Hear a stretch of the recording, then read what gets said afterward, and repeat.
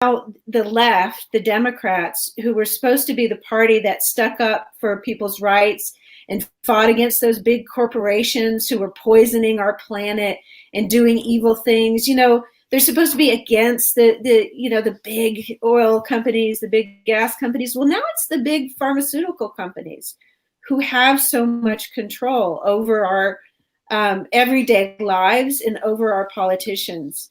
And, they're calling the pharmaceutical industry science. That's basically what they're doing. I don't know if you noticed, but my post down there, but I wrote science in all capital letters with exclamation points. So when I'm talking to somebody and trying to talk to them about data collection and science, they yell science in my face and they wave their angry finger at me. And it's like, I don't think you're talking about science the way I'm talking about science. You're acting like it's a religion. And so, yes, I think I know. I think a lot of people, there's a whole bunch of people in the lobby. I think they all understand that. I can't take it anymore. I'm not putting up with it anymore. I see those, I see the kids in school having to wear the masks and be separate from each other. They've been told that their breath can kill people. Oh, yeah. What kind of psychological damage does it do to a child? I'm a mom. I am not standing by anymore. So I'm going to speak, and I have chosen my path. Yes. And I may have to fall back on my other career as novelist if I don't get any more grants through foundations and government programs after this, but so be it. I want to mention one of the speakers who's going to be there on the 7th is Alison McDowell. Okay. And David, have you listened to her lectures? A little bit. I just read her article on children's health defense. She's a systems researcher. Bear with me, guys. I'm trying to get this thing. It's a very recent article on children's health defense. She is a walking encyclopedia for knowledge of the different public-private partnerships in education. All this AI education that's being rolled out, where you have pre-K students at smart tables and all their interactions with their friends at school are tracked and they're scored and they're given tokens for all the work they do. And this is being rolled out as a way to, have evidence-based education showing that you completed the task and you got rewarded for that. Now, I work in education that I study the way new information emerges in the brain. So I study specifically this area of creativity and learning. And these people who are rolling out these programs for children now, these AI-based programs, have absolutely no idea how human beings learn. And it's just a training process for them. They might as well be SEALs or something. They will learn how to do very limited activities. They're teaching them to be like machines or something. And so Allison's whole point that she's going to be talking about, and that is talking about the COVID-19, the Great Reset, which some of you may have heard Klaus Schwab. He's with the World Economic Forum. He's one of those shadowy figures in the EU, and they're pulling the strings, those guys that you never hear about. And if you're going to be evil, you're going to be working in the background like that, at least be cool, have some style or something. I'm so disappointed to see how nerdy all these evil people in the background are. They just look like an insurance salesman or something like that. They don't have, Hollywood gave us a wrong idea about what these super evil planners are. But these people are crazy. They're absolutely out of their minds, and they're the Great Reset is using COVID-19 because it's changed our lives and we have a new normal now. We're never going back to normal life. Yeah. All medicine is going to be telemedicine. Yes. My can I jump in for a second? My daughter is a lawyer in Virginia. My oldest daughter. My middle child's still in high school. But my oldest daughter is a lawyer in Virginia working on the front lines of this whole making telemedicine legal and having doctors protect themselves from lawsuits and stuff like that. And as always, I like to do some shout outs. So you guys gather your thoughts while I riff off a little bit. Andrew, this is my buddy from the town of Maryland. He's running for town supervisor. This is David Stronge. He's the vice chair of Rensselaer County Libertarian Party. And guys, he runs a great protest. All right, period. That's the bottom line. He puts stuff together. He gets people to show up. And I went to an anti-Cuomo. Let's talk about how to get rid of that guy. We discussed the whole COVID mortalities in nursing homes and things like that. And I want to say there was 300 people there, maybe more. It was a great event. So while we're here, Dave, tell some. It's going to be bigger the 7th. Tell some people about what you want to do. Let's be careful about saying, certain things, but like protests are cool. We're having an event. It's okay. We're human beings. We have a right to speak. So tell us about what's coming up. Let me jump in and say, I just got off the phone with Sue Serino, our state senator. Okay. Not the one that you're going against. My state senator down here in my district where I live. Although my congressional district overlaps with your Senate district. But Sue Serino, she called because I had called her earlier. So she called me.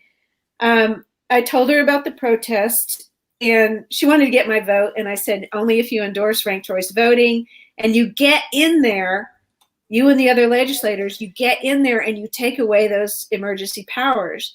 She says that they have tried 4 times, but they haven't gotten the votes. And I said, why did you give the governor emergency powers in a time of emergency? Is the last time you want somebody to come in and act as a dictator and possibly make the wrong decisions. During a crisis situation is a time when you don't want to concentrate power in one person. You want a person who can disseminate information and delegate authority to the people who can get the job done on the ground. That's what you want. You never, ever, ever want to give a dictator power in the midst of a crisis because they take advantage of you. And she said, well, he already had these emergency powers because state of emergency stuff. And we need to do away with that. We need to absolutely do away with that. That as a judge in Pennsylvania said, our constitutional rights are not fair weather freedoms to be thrown away in the midst of a crisis. In the midst of a crisis is precisely the time that you protect the minority. Because absolutely, my God, that's right. That's why people got to hear this stuff. That's why they got to hear people saying what's right. Yeah. Bottom line is, this stuff was nonsense. These guys abrogated their responsibility, and guys, the Republicans can blame the Democrats. I don't care. They all voted for it. There was 6 or 7 of them that didn't. That's it. Only 6 or 7 people didn't vote for granting this guy an even broader notion of the executive powers he was already abusing. Yeah, sorry, that's it. Get back in there. She said there may be a vote in a couple of days after the election. She thinks that they'll be notified and they'll go in for another vote. They get just a day's notice or something. But she said that Cuomo only responds to big groups of people. That's the only thing that moves him. And if we can get out there and embarrass him. Yes. And in this, I want to frame this too. This is not about, hey, I want my freedoms to do whatever the hell I want. No, that's not what it's about. It's about taking the proper steps necessary to protect the people without doing any harms. And Cuomo has not done that. He did not protect the vulnerable.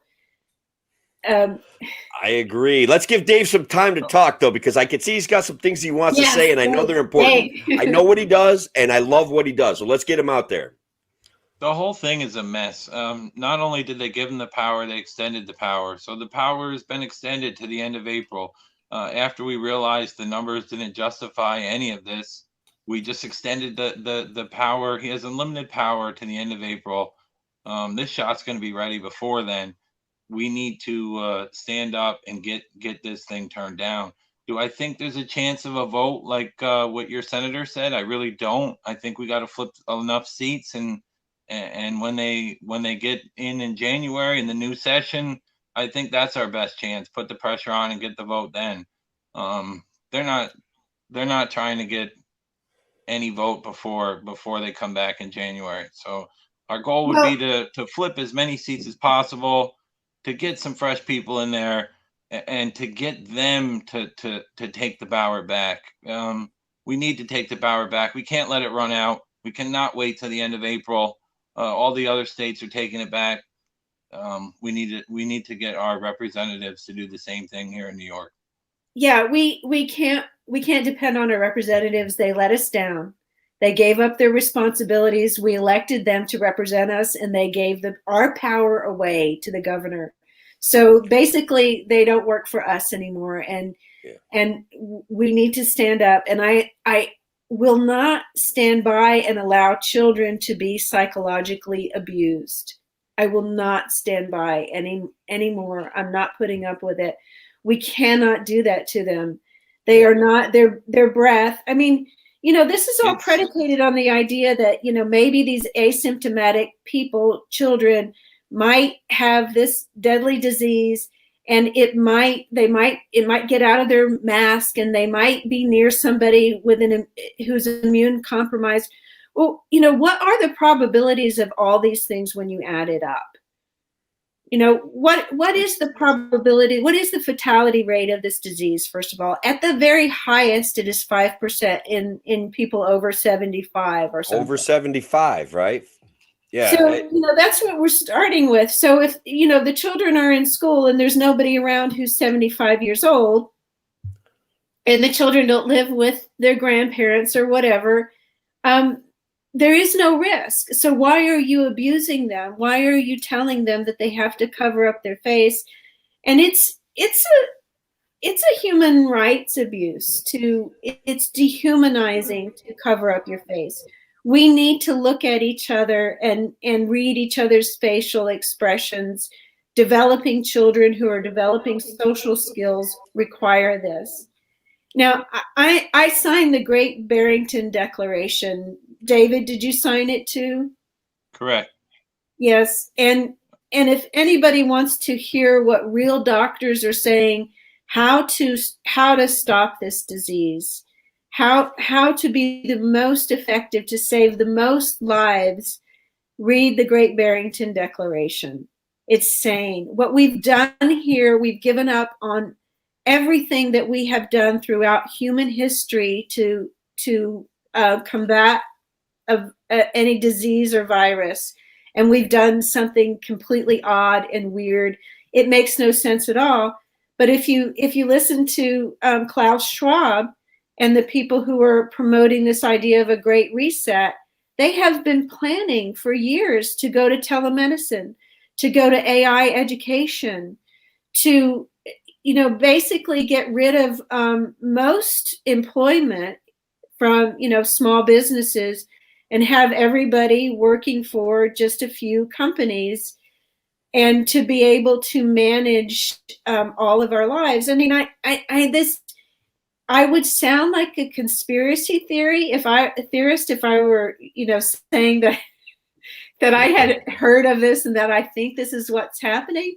But Klaus Schwab actually wrote a book called COVID-19, The Great Reset. It's on Amazon. It's so Have you seen the cover of the new Time magazine? They changed it to Vote, right? What's on the cover? Talk about it. Yeah. The Great Reset.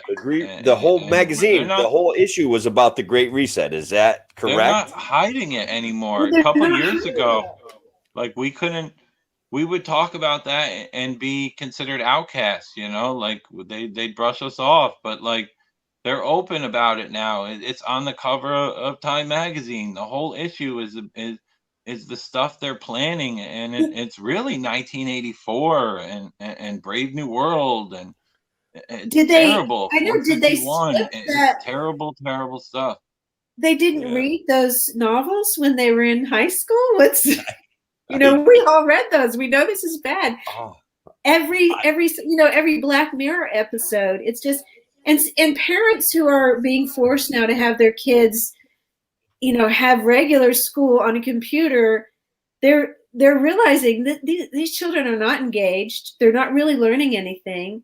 We cannot replace teachers with some computer program. I homeschooled my kid, and we used things on the computer like documentaries and Khan Academy for Math, but not an AI version of it. There was a parent, a teacher, there was somebody standing over his shoulder and talking to him. yeah. You know, They offer socialization in school, and they offer interaction with teachers, and now they're saying let's do it homeschool. And guys, I'm a fan of finding ways to present education more affordably. Okay, so if that means half the time my kid's home taking some classes, okay, that can help set pace. I think I'm willing to compromise for a better school system than what we have right now. It's too expensive. In my Senate district, it's crushing our communities. Now, we can change the whole dynamic. We can stop answering Cuomo's demands and dictates, and that could change the amount of money that we're spending on public school.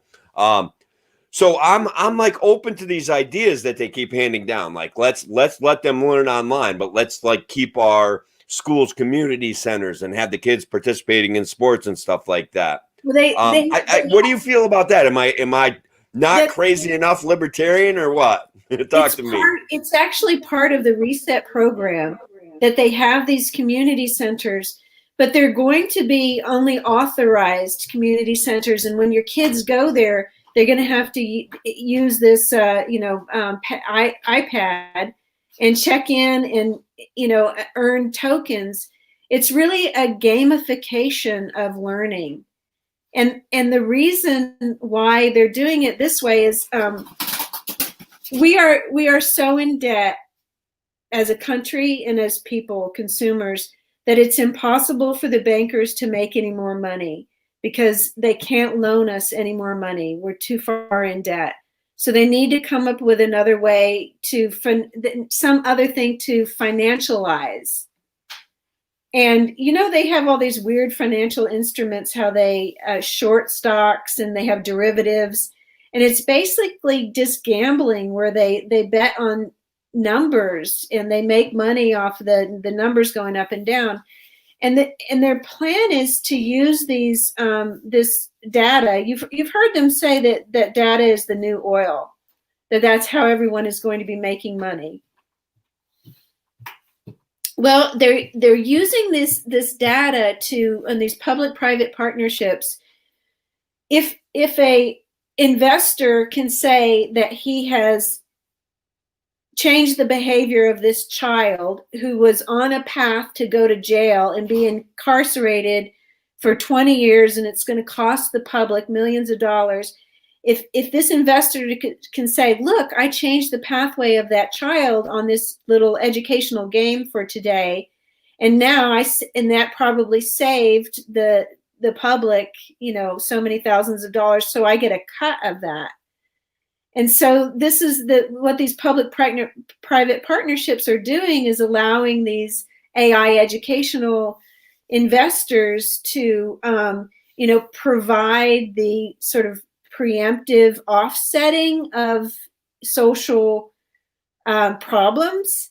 And it reminds me too of the offsetting of carbon too.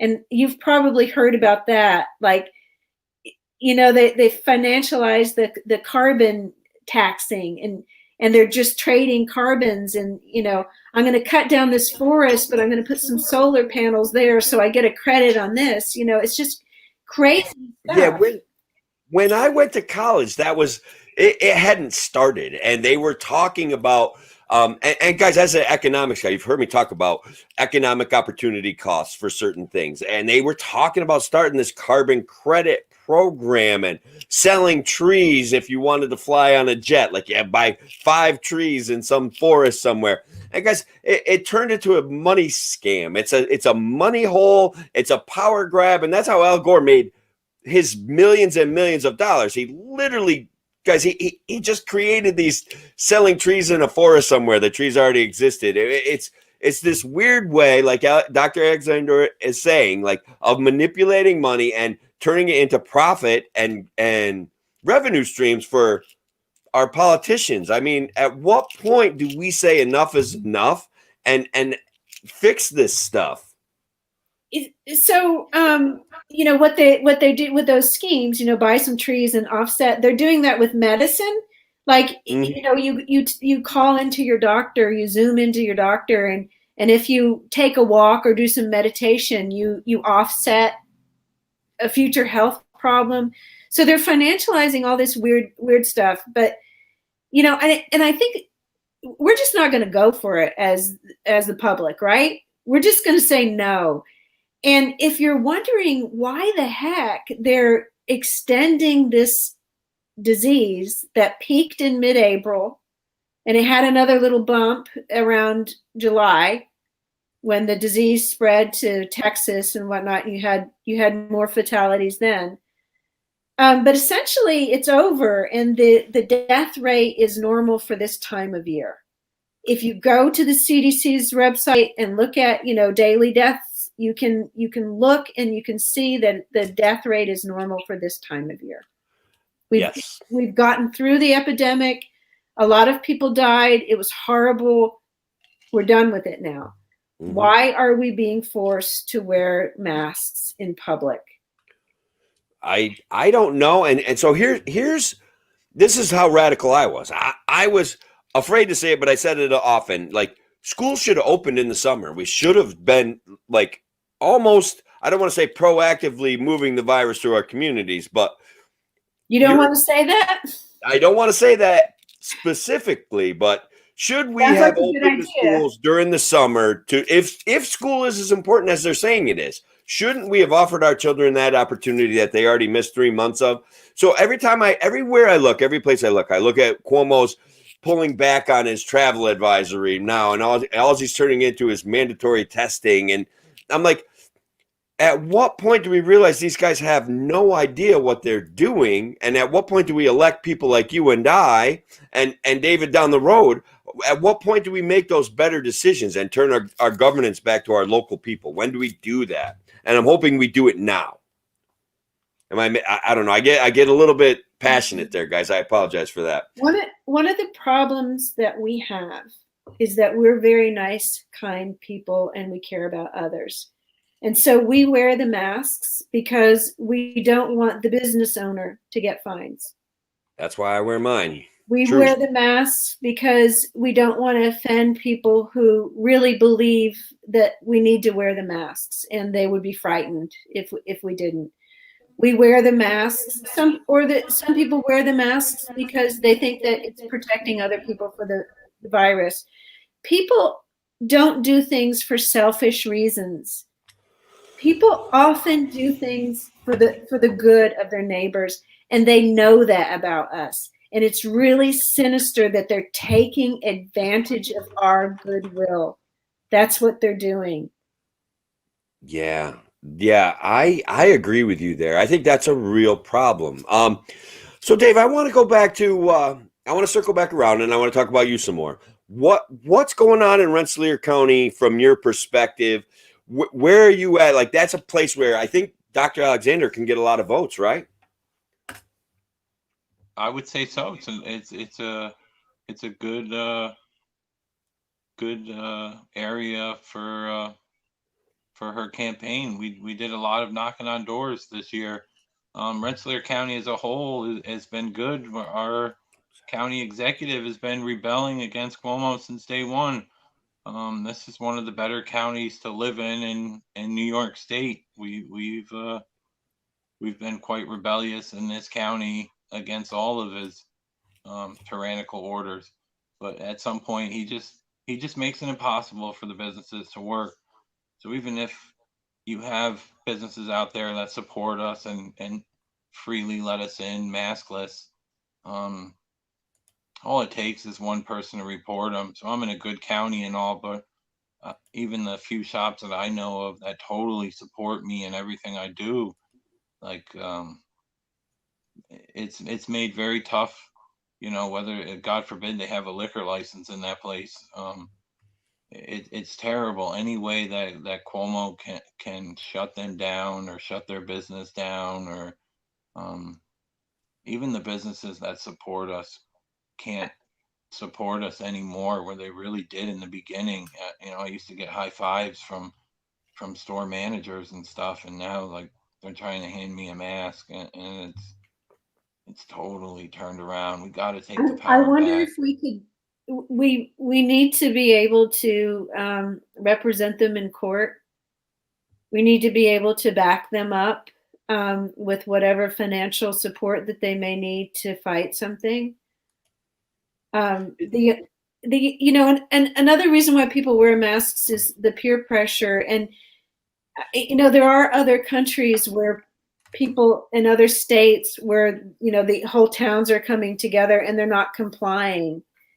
And we all need to do that. And the only way that we can start with that is with an outdoor protest where we're not putting anybody in danger.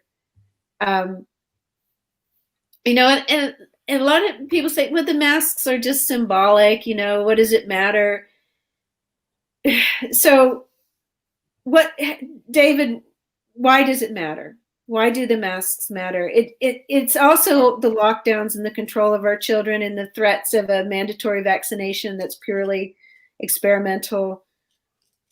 I mean, you kind of touched on it a lot. Like my child needs to see somebody's mouth. It's not your eyes. It's the whole face. You read their face, and when we're hiding each other's faces, it's terrible. I would never tell anyone not to wear a mask if they wanted to wear a mask. But me and my family, we don't wear masks, and we shouldn't have to. It might be a good business. signal if you are immune compromised. You might wear a mask, not to protect yourself, because it's probably not enough protection if you're immune compromised, but it would be a signal to people to keep give you. We had a great long comment, and I actually want both of your guys' thoughts on it. I think it steers us in a direction of our discussion that we're having right now. So let's put Jennifer's comment back up. She feels like she's never, and I say she's saying, I've never been as unhealthy as when government intervened in my life on behalf of my own health. I never imagined I would live in a free country and not have control over my own life. My gym closed, no office activity, stuck at home, blood pressure through the roof, unable to connect to the world through real world face-to-face interactions. My own mom hasn't been able to hug her in 8 months due to COVID fear mongering. What do you guys think? She's saying duopoly never again. What do you think about that? Let's start with Dave. Dave, what would you say to Jennifer here? Like, how does she fight this? It's tough. It's really it's a tough battle. With your mom, I don't know. You don't want to. I'm not really picking fights with my mom, so I might let her go. But I'm always trying to educate anyone I can, whether it's family or not. You know, plant seeds wherever you can, keep literature on you. It's a terrible situation. They're not even wearing the right mask. You know, anyway, yeah. If you want to get down to it, you got to wear the respirator. It's an N95. It's not a KN95 either. Those are knockoff Chinese-made masks that they're all wearing. They're not supposed to fold. The whole thing is a scam. If anybody knows anything about OSHA masks and standards, and these masks are not compliant, so they're just putting on a cloth piece of basically bacterial collector.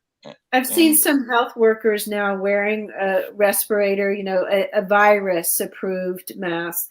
which looks like the mask that they wore when the Ebola patients came over, if you remember that. And I don't even know if that was airborne. But yeah, they masks for the health workers, that would have made sense, like the real masks that protect your face and your eyes and everything. Yeah. But yeah, this life that we're being subjected to is very unhealthy. Our immune systems require frequent interaction with other human beings. Yeah. And so this isolation is setting us up, for worse flu symptoms. We're going to be more susceptible to have worse outcomes if we do get infected. We're not exercising, we're not getting out, we're not getting that face-to-face communication and the human interaction, and it's so bad. This is not about our freedoms. This is not about our freedoms. Yeah. This is about the human species is in trouble. Yeah. Worldwide. Let me welcome Jennifer to the Libertarian Party, though, because her line at the end there, reform duopoly voter, never again.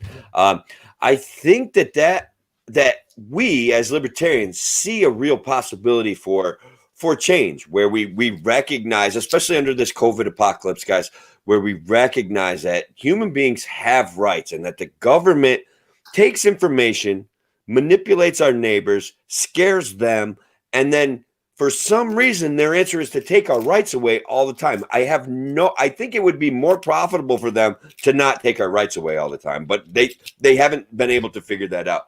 So I think that you can figure out ways to exercise. I think you can get together with people personally. And I know your gym closed, and that's really unfortunate. And guys, I'm sick of that. I'm sick of seeing businesses boarding up and leaving our area. I've been sick of that, though, for 30 years. That's been going on in New York State for a long time. This apocalypse forced it to a boil for me, okay? That's why I ran. I think that's why a lot of people got inspired to get involved in politics this season. So, Jennifer, we're sympathetic. We have better plans. That's what we're talking about tonight. So thank you for your comments, and thank you for not being a duopoly voter anymore. Welcome, Jennifer. Yes. I was in Russia during the initial stage of the lockdown, and the small business owners there said the same thing. They said it's the oligarchy. They're trying to get rid of us. This whole, that was immediately what they said, that this is just to get rid of us. That's what they're doing. To crush our entrepreneurial spirit and become ever more reliant upon their meager feudalistic system that they're like, here, we'll give you this, so that's your life. And then, guys, if you get successful under that system where they're giving you pittances and they'll still come and take your stuff, that's the bottom line. That is what it looks like to me. Those are the things they have upped enforcement on, taking people's private property from them. If they get a little bit behind in taxes, they're swooping in and they're confiscating it back and they're selling it to guys. You can check it out in Otsego County. You need to research who they're selling it to, period. Okay. I get so fired up about this property rights stuff. I'm sorry. I don't mean to distract from what we're talking about. Well, it's the whole thing, because this is right. This disease was used as an excuse to wreck the economy and roll out this AI stuff. That's, I don't think they're going to be successful, because we just don't like it. We're not going to go for it. It's just creepy. We're not going to do it. So I think it's kind of safe there. Maybe, I don't know.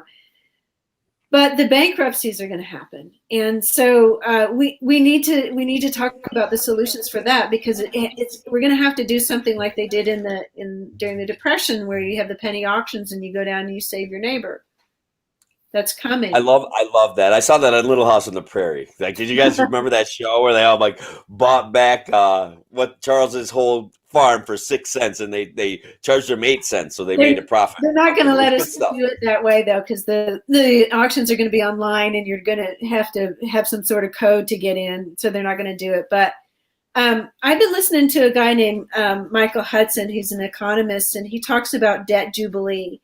And he talks about throughout history, whenever debt has gotten too large for it to be paid back, which is where we are now, we can't pay it back. No. We don't have the means to. We'd have to work 80 hours a week. You know, we can't do it.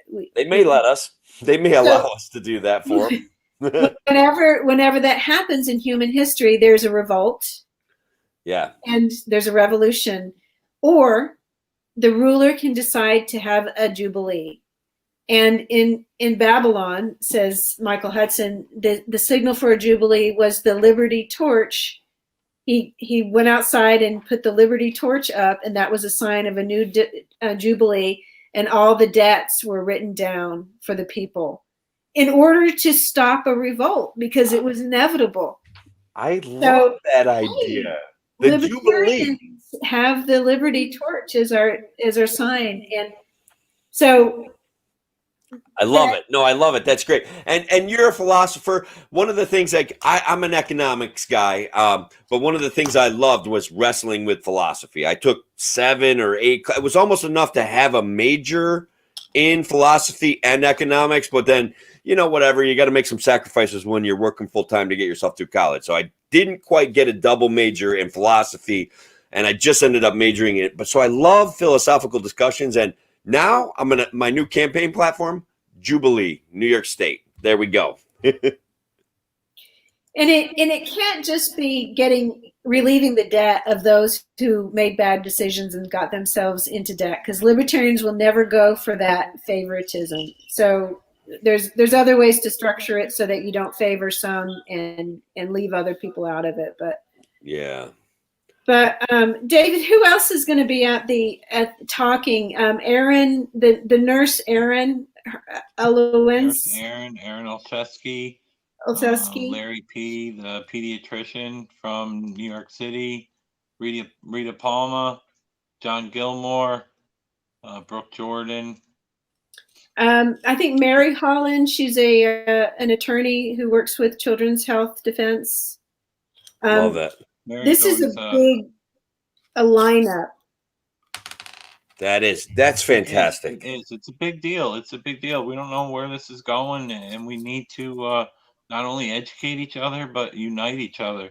This isn't a libertarian event, a Republican event, or even a Democrat event. This is an event about just uniting against medical freedom. And in the next the last event you had who knows where that battle is going.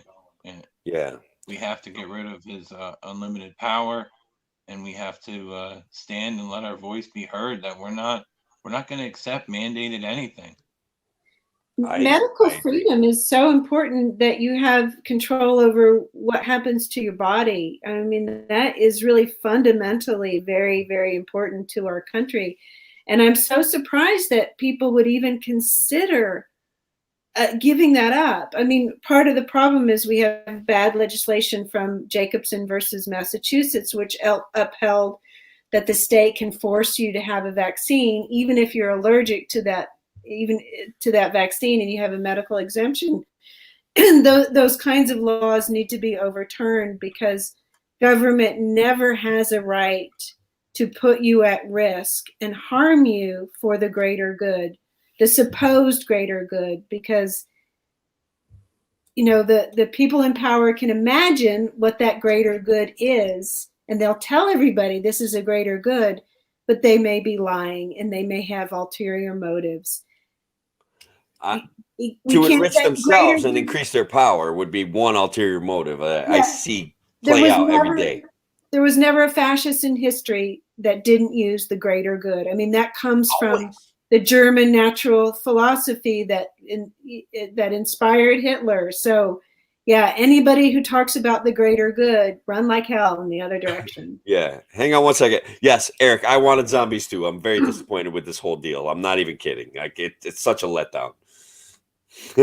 Anyway, guys, I always give a shout out to my buddy Robert Forrest when we talk about property rights. If you get a chance, please check out Save the Forest Farm. This isn't a remuneration for me. What happened to him? He had an unpopular political opinion, guys, and they took advantage of him being in a tough financial situation, and they stole his farm out from under him, sold it at an auction for $45,000. The thing was worth $300,000. He owed $20,000.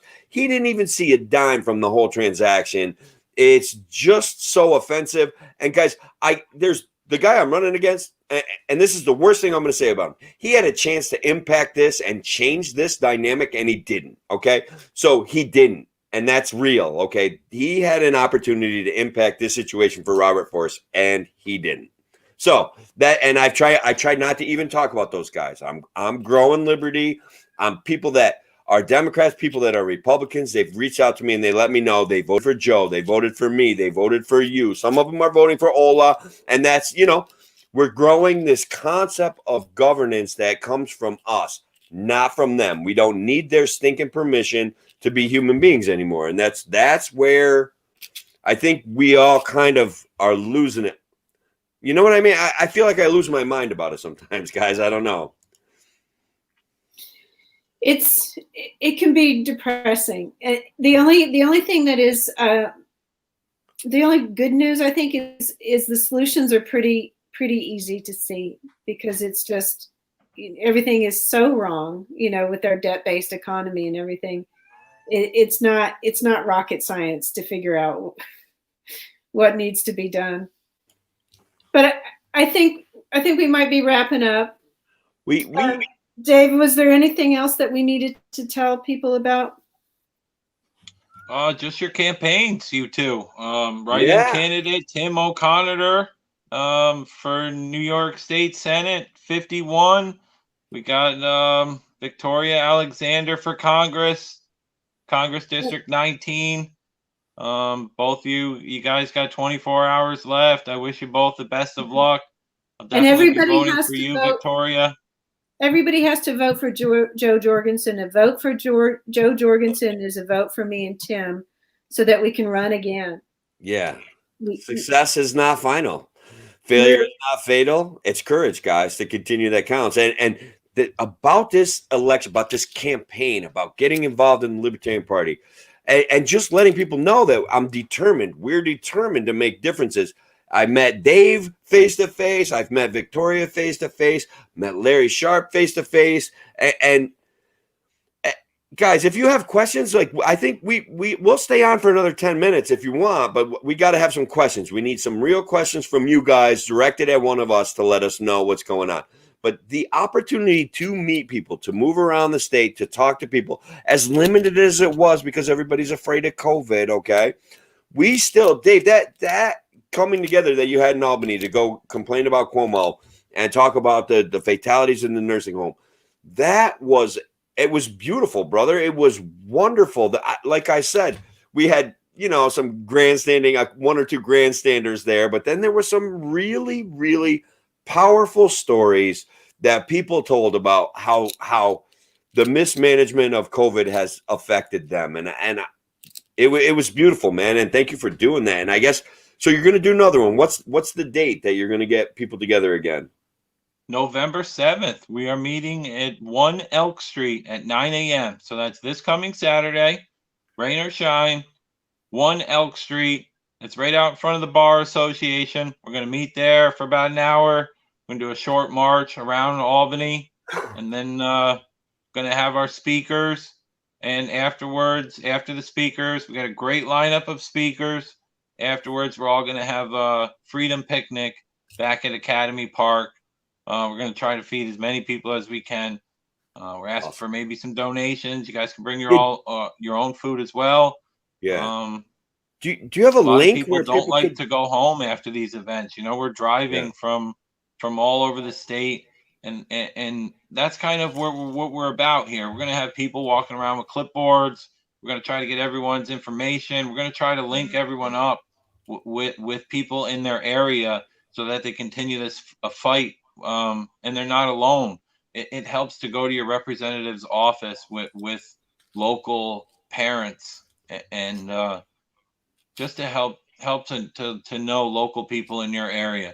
So we're going to try to link them up, or maybe we're going to try to split up Unmasked New York into local groups and go from there. So we will have people walking around all day with clipboards, trying to take information, emails, location, where you are, how active you want to be. And we are going to link people up and try to continue this fight next year. So, if you want to go home, you can go home. but a lot of people don't want to go home. We're always looking for a place to go, and we're going to offer that this time, and we're going to try something different. We're going to bring food. We're going to feed everyone and as many people as we can. It's going to be a great day, and I highly recommend everyone just try to get there. All right. Should I answer Shelley's question? Shelley has a question. Yes, please. So Shelley, I mentioned the medical exemption right now in schools. You used to have the medical exemption, and recently this year, I think it was, David, they made it so difficult. If a doctor gives out too many exemptions, like 5 or something, he is investigated and he might lose his license. So that's how they get around it. And the medical exemptions is an absolute. I'll talk about that. I'd love to talk about that. It's a joke. My son should qualify for medical exemption. He would in 48 states. In New York and California, he doesn't qualify. Even if I find a doctor, an MD in this state, to sign the medical exemption for my son, the school can override him, and the governor has his own committee that can override the school. So there's 2 separate committees it's got to go through. In 48 states, the doctor is the last say. So your pediatrician who knows your family signs off that your son or daughter is at risk and has a medical exemption for that vaccine or all vaccines, and that's it. The family doctor is the final say. They know the family. In New York and California, there's all types of separate loopholes that you got to go through to get your kid into school with that medical exemption. So this the doctor is crazy. Should be the final say, and it's not in New York. The pharmaceutical industry is determining medical outcomes here instead of doctors. Mm-hmm. This is the I pharmaceutical, agree. And Dave's son has a vaccine injury, and so the scary thing is this is children that are being subjected to these vaccines and the mandatory vaccinations. As adults, we're not expected to get vaccinated unless we have to fly, unless we want to work at a place, unless we want to go to a sporting event, unless we want to. That's coming. That is coming. We too, they've talked about the COVID passports and things like that. That's coming. That is a violation of our human rights to have mandated medical procedures. That is, what it. Dude, what's Tom met we Dr. Eisen, we met Tom over in Delhi. I don't know if you remember that. Yeah, Tom. But Dave, he's got a question for you. How many people you think is going to make a difference? How many people do we want showing up at this rally? 1 million, right? I mean, 2 million, something like that. London numbers. We need. I don't know if anyone sees what's going on in London and Germany, and they can get. They're under the same restrictions we are, if not worse. They're right there with us. They're getting not 500 or 5,000. They're getting 10,000, 20,000, or even more. Some estimates were almost 100,000 in Berlin that day for RFK speech. Those are the numbers that get attention. It's a Saturday. Everyone complains when we have events during the week. Can't have an event on a Wednesday or a Friday or a Monday. Well, this event is going to be on a Saturday. There's no excuse for you not to be there. We need to stand up. We need to fight. We need to be in this together. It's great that everyone's fighting online and in these closed groups, these Facebook groups. But Kevin, you can go on my page to get the event. It's there. Okay. We're talking about actually people are getting together and talking about a proper way to proceed in New York State. That's all. It's not. We're not anti anything. We're not fighting anything. We're talking about certain amount of reality, and this is just a CYA. I'm playing CYA right now, right? People are going to get together, and we're going to talk about what a better way for New York State to move in. Right? That's what this goal is. Just no forced medical procedures. Once they're forced, once the government has a say in your medical procedures, it's a very slippery slope. We're not telling anyone what they can and can't do. You can do whatever you feel that you need to keep your family healthy, but don't force any warp speed. Politicians are not vaccinations on me and my doctors. Yeah. They are not doctors. But They're political scientists, though. They're political scientists. They're like, they got it all figured out, these guys. So I just want to answer a couple questions I seen. Please. Daughter on the 7th starts at 9. It's going to end around 2. You want to be there, around, if you can be there at 10 or 11, it would be great. Starts at 9. It's going to end around 2. No, we are not doing an event page. Some people, I think, created one on their own, but the goal was not to do an event page.